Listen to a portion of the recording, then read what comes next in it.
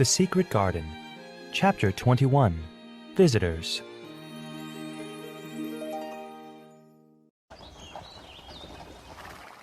That afternoon, Dr. Craven came to see Colin.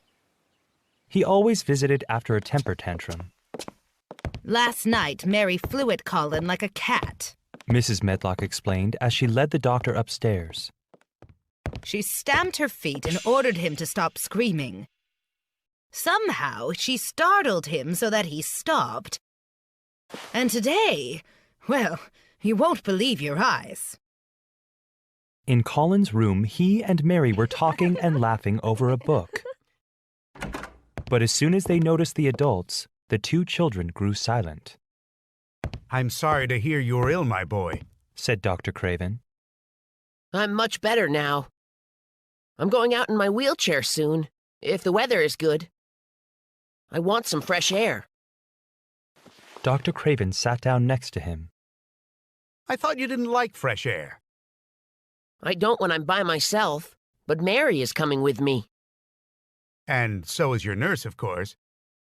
No, I won't need the nurse. Colin sounded like a Rajah again. I'm always better when Mary is with me. A very strong boy I know will push my wheelchair.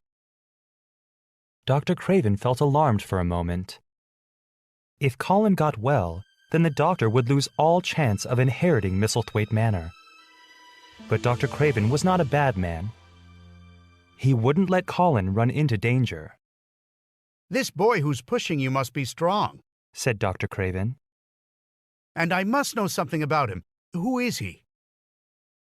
"It's Dickon," said Mary. She was sure that everyone knew Dickon, and she was right. "Oh, you'll be safe with him," said Dr. Craven. "He's as strong as a Moor pony." That afternoon, Dr. Craven did not give any medicine or leave instructions for the nurse. "This certainly is a new state of things," he said to Mrs. Medlock as they went downstairs. That night, Colin slept peacefully for the first time. He had been awake for only 10 minutes the next morning when Mary ran into his room. There's that nice smell again. Cried Colin. You've been outside. "You never saw anything so beautiful," said Mary. "Spring has really come." Has it? Colin sat up in bed. Open the window. When Mary opened the window, fresh smells and bird songs came pouring into the room.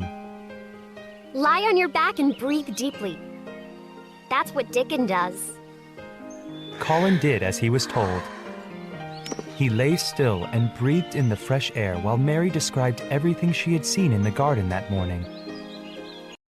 She also told him how Dickon had rescued a newborn lamb whose mother had died. After a while, the nurse brought breakfast for Colin and Mary. When do you think Dickon will come? Asked Colin. "Soon," replied Mary.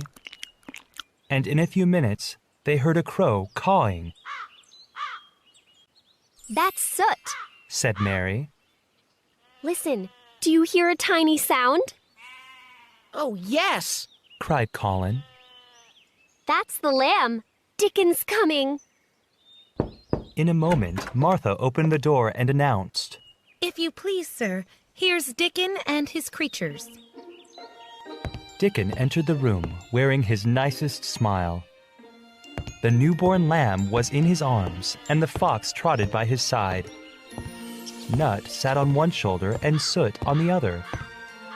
Shell's head peeped out of his coat pocket. Colin sat up slowly and stared. He had never seen anyone like this. He didn't know what to say. But Colin's behavior did not make Dickon feel shy or awkward. Wild creatures always stared at him until they knew him. He walked over to the sofa and laid the lamb on Colin's lap.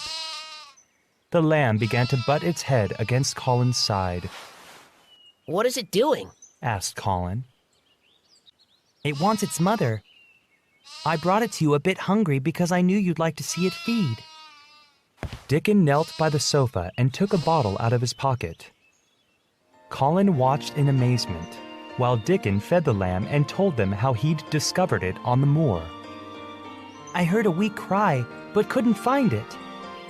At last I spotted a bit of white near a rock. As Dickon talked, soot flew in and out of the window. Nut and Shell made trips to the big trees outside and ran up and down the branches. Captain curled up near Dickon after the lamb fell asleep. The children looked at some of Colin's books, which were full of pictures of flowers. We call that one columbine, said Dickon, pointing to a flower that had a long Latin name in the book. There are big clumps of columbine in the garden. They'll look like a bed of blue and white butterflies when they're blooming. I'm going to see them. Colin said firmly.